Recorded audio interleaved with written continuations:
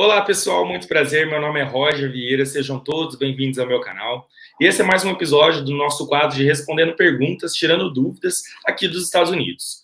Hoje o quadro é para falar sobre contabilidade aqui nos Estados Unidos e nós estamos trazendo novamente a Carol. Manda um alô para a galera, Carol.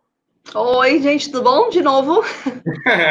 Nós já fizemos uma entrevista com a Carol, contando um pouquinho da história de vida dela, toda a trajetória dela de lá do Brasil até aqui para os Estados Unidos, a formação dela aqui em contabilidade. Então eu vou deixar essa entrevista aqui abaixo na descrição desse vídeo. Carol, muito obrigado por ter aceito o convite da entrevista novamente. Carol, fala um pouquinho para nós, né? Quem pode abrir uma empresa aqui nos Estados Unidos? Começando com esse tema. Qualquer pessoa pode abrir uma empresa aqui?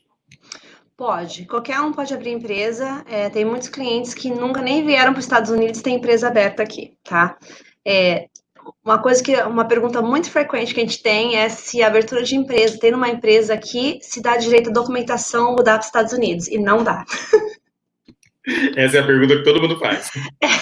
Se eu abrir uma empresa, consigo? Não, você pode vir para cá, você pode atuar, não pode trabalhar, né? Claro, na empresa, se você não tem um visto de permissão de trabalho aqui ou um documento para estar com residência nos Estados Unidos, mas você pode ter empresa aqui que está gerando um lucro e você está beneficiando esses lucros. E conta para nós, Carol, nós sabemos que no Brasil as empresas têm denominações diferentes, né? Tem SA, EPP, ME, LTDA, SS e assim por diante. Aqui nos Estados Unidos, as empresas também têm classificações diferentes?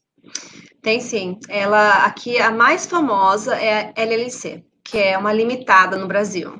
Ela é onde te protege de qualquer processo, fica limitado, tudo que tá dentro da empresa está protegido, também ninguém pode vir atrás daquilo. Então, é proteção de patrimônio, né?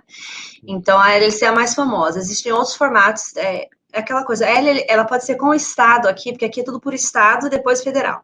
Então, ela pode ser com o Estado, uma LLC, e com o Estado também uma corporação. Tá? As leis são diferentes, como você pode atuar, quais documentos são necessários para você manter ela aberta e como entra e sai sócios. Essas são as maiores diferenças desses dois formatos.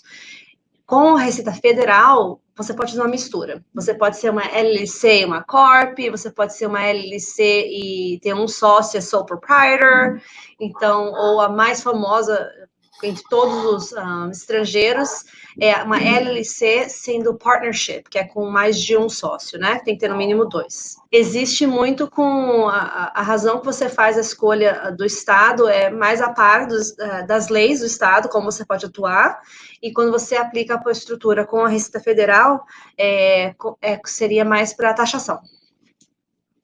Beleza. E fala para nós das denominações que você conhece aqui, né, que são muitas denominações. Você consegue falar um pouquinho das diferenças? Por exemplo, eu tenho uma LLC, eu posso isso ou não posso aquilo. Eu tenho uma EPP, isso é diferente disso. Não, EPP é no Brasil, né? Mas eu tenho uma empresa individual, eu posso isso, eu posso aquilo. Você consegue falar um pouquinho das diferenças? Assim, eu sei que é muito técnico, mas só para a galera saber mais ou menos. Claro, claro. Por cima, vamos falar dos impostos, tá? A maior diferença entre uma Corp, que ela pode ser pode ser uma LLC ou Corp com o Estado, e eu estou dizendo Corp com a Receita Federal. Ela é taxada 20%, independente do valor do lucro que você teve. Se você teve $100 ou se você teve $100.000 de lucro, ela vai ser taxada 20%, tá? E depois ela chama de taxa dupla. Quando você tira dividendos, taxa de novo na pessoa física. Tá? Então tem que tomar cuidado com isso, que às vezes falam, muitas recomendações que eu já escutei aqui, abre uma corp porque você não tem que declarar imposto de pessoa física. Isso não é verdade, tá? É um mito. E você, sim, se você tirou o lucro da empresa, você tirou dividendos, não só se você não reportar corretamente com a Receita Federal, tanto você, pessoa física que retirou, quanto a empresa não estão cumprindo com as leis, né? Então, essa é a Corp.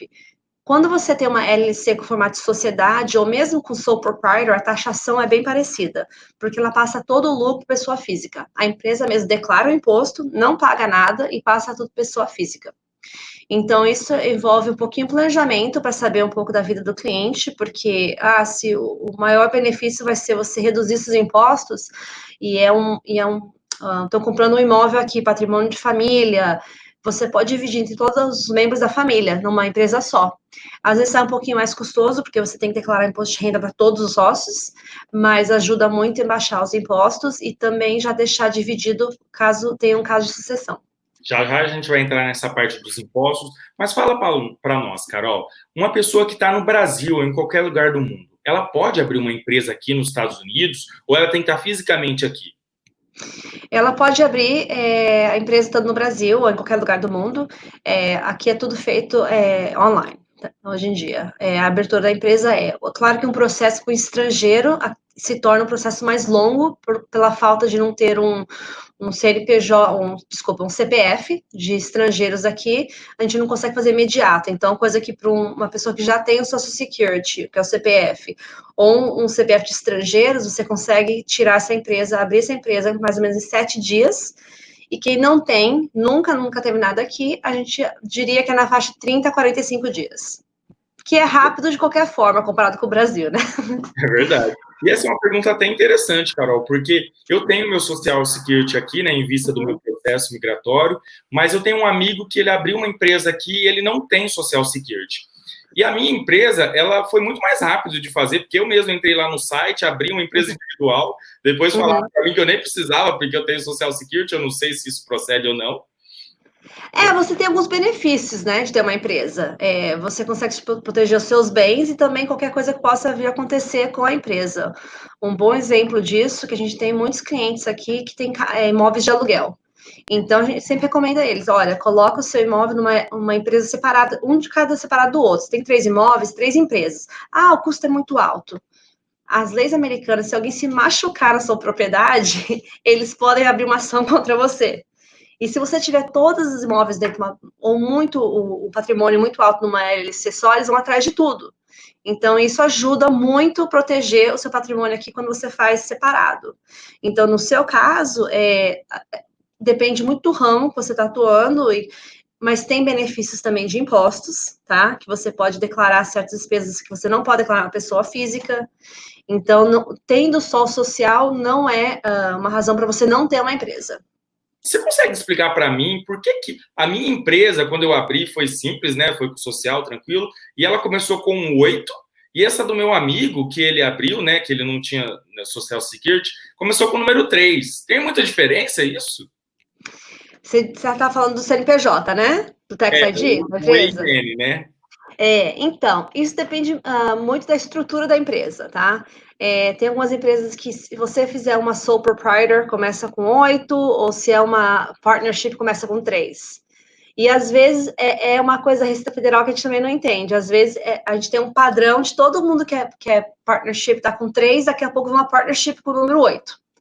Então a gente não sabe definir ainda, isso é uma coisa que a gente já ligou, questionou várias vezes, eles também às vezes não sabem dar resposta pra gente, mas não tem a menor diferença. Uma coisa que eu posso dizer é que todo ITIN, que é um CPF de estrangeiros, começa com o número 9.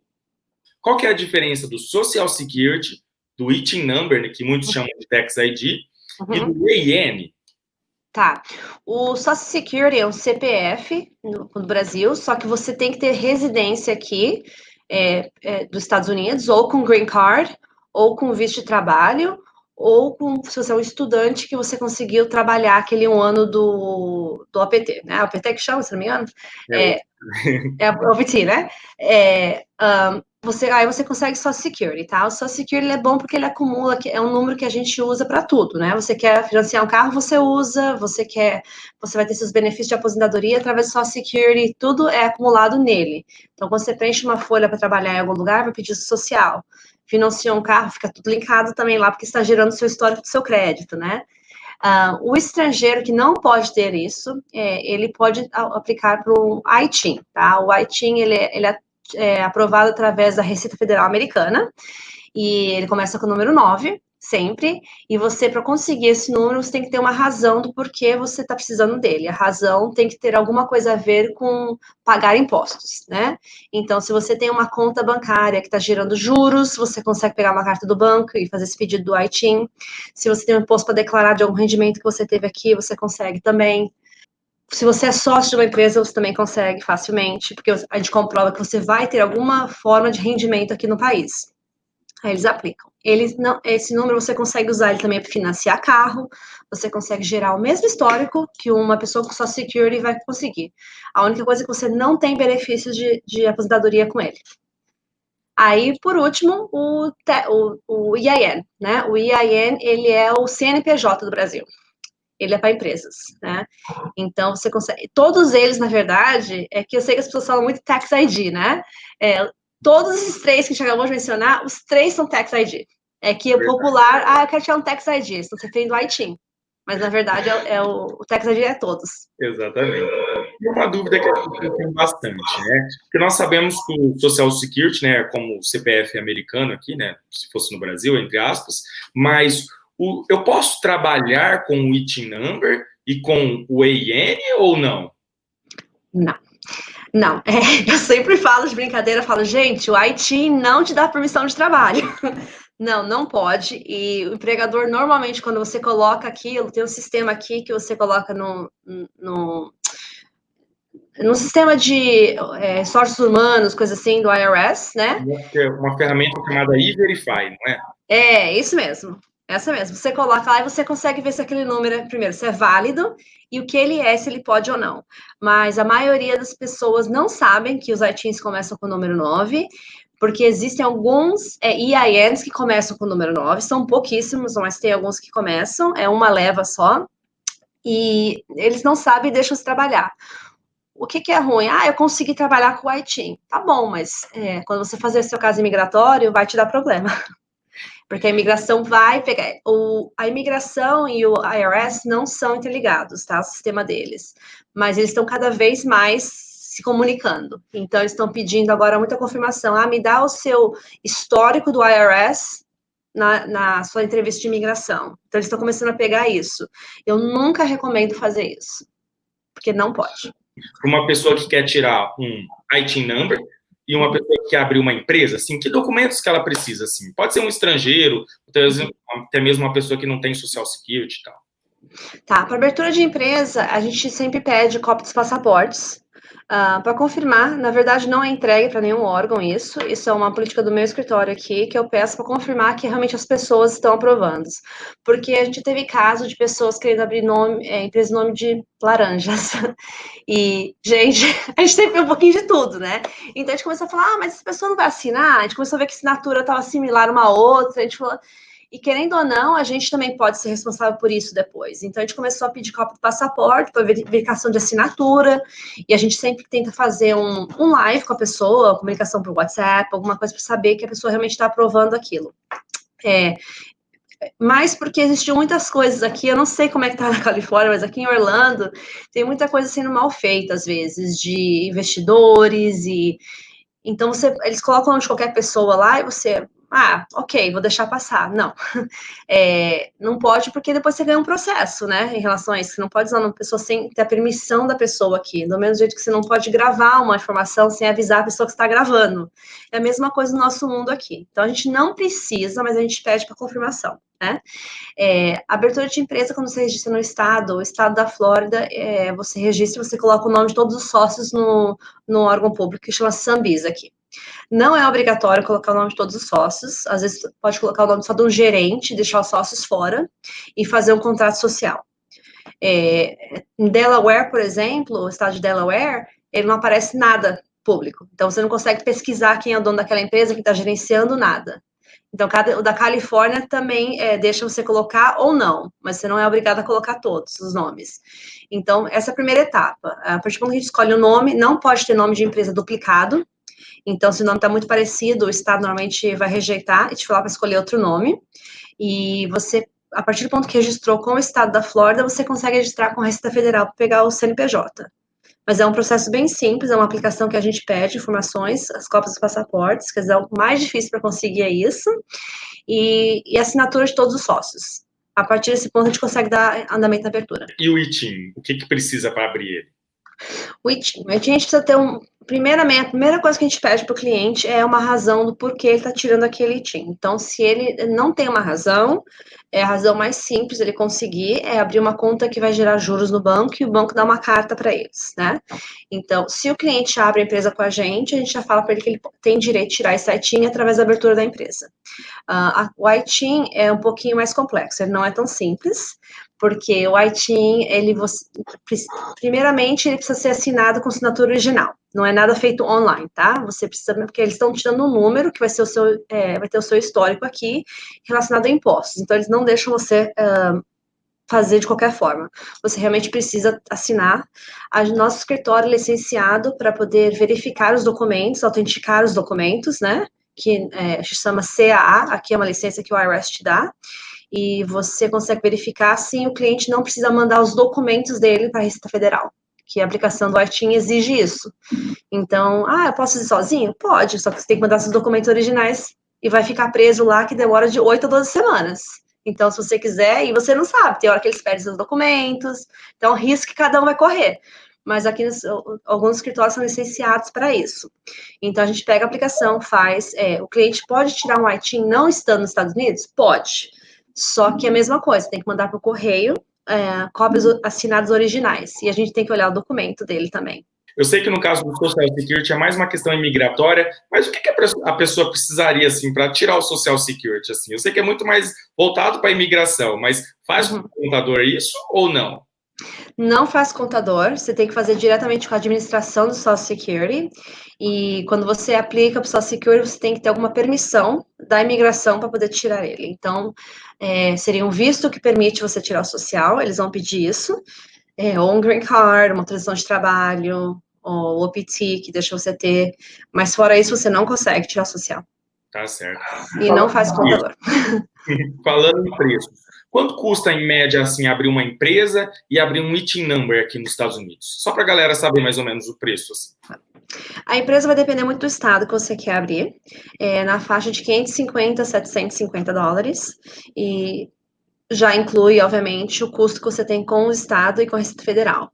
O ITIN 150 seria para você ir normalmente num contador licenciado para verificar o seu passaporte. Nós vamos para mais algumas perguntas para já entrar na parte do imposto, mas uma dúvida muito comum, Carol, que eu vejo, principalmente em Massachusetts, né? Por lá ser um estado em que nem todo mundo pode ter carteira de motorista, né? Dado em consideração situações imigratórias, muitas pessoas abrem empresas para registrar carro nas empresas e assim poder dirigir o carro, né? Que tecnicamente seria uma forma de burlar o sistema.